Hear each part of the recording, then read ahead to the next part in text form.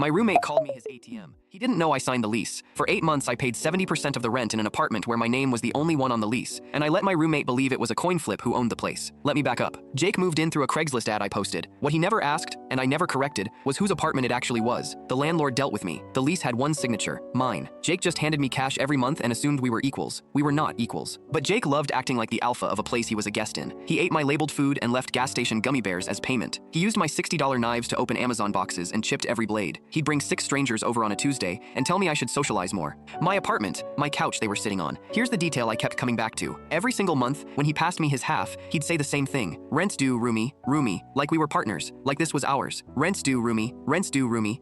8 months of it. Then he started dating my coworker Sarah, and my own home stopped feeling like mine. Her makeup on the sink, her shoes at the door, the two of them cooking with my groceries and leaving the pans crusted for me to scrub at midnight after a double shift. I told myself the rent was cheap. I told myself I was overreacting. Jake was very, very good at making me feel like I was overreacting. Then one night I heard them in the kitchen. "Why is Marcus so weird about his stuff?" Sarah asked. "He's uptight," Jake said. "But it's perfect. Dude pays most of the rent, does all the cleaning, and buys the nice stuff I get to use. He's basically subsidizing me. Why would I ever leave?" They laughed. Both of them. In my kitchen. And I stood in the hallway holding a wall against my chest, because that's when it clicked what I actually was to him. Not a roommate, a wallet that mops. Now, here's where a smarter man would have screamed. I didn't. I said nothing. I went to work the next morning and I called my landlord, the one Jake had never once spoken to, and I asked one question. "How much notice do I owe you to end the lease?" 30 days. I gave it that afternoon. Then I came home and told Jake I was moving out in 2 weeks. His face went white. "You can't just leave me. I can't afford this place alone." "You won't have to afford it," I said. "There isn't going to be a place." He didn't get it yet. He kept negotiating. He'd split utilities different. He'd buy his own food. Sarah could visit less. He said roomie 3 more times, like the word was a rope that could pull us back. 2 weeks later, the movers came for my stuff, and I handed the keys to the landlord, and the landlord posted a notice on the door that Jake read out loud in the hallway with his mouth open. "Unit vacated. New tenant walk through Saturday." He turned to me. "Wait, new tenant? You told them we're leaving?" "I told them I'm leaving," I said. "It was never we. Jake, your name was never on anything. The apartment was mine. You were the guest. The gummy bears. The strangers on my couch. The knives. The whole time, all of it. On my dime, in my home, while he called me the roommate." I watched him do the math backward through 8 months and land exactly where I'd landed in that hallway. He said the only thing left to say, "Then where do I go?" I picked up the last box. "That's a roommate problem, and you don't have one of those anymore." I heard he moved back in with his parents. Motivational quotes in his stories now. Learning from mistakes. But last week I saw him at a coffee shop, all charm, sitting across from some new guy with a lease in front of them. I wanted to walk over and tell that kid one thing. Ask him whose name is on it. But I didn't. I finished my coffee, I told myself it wasn't my business anymore,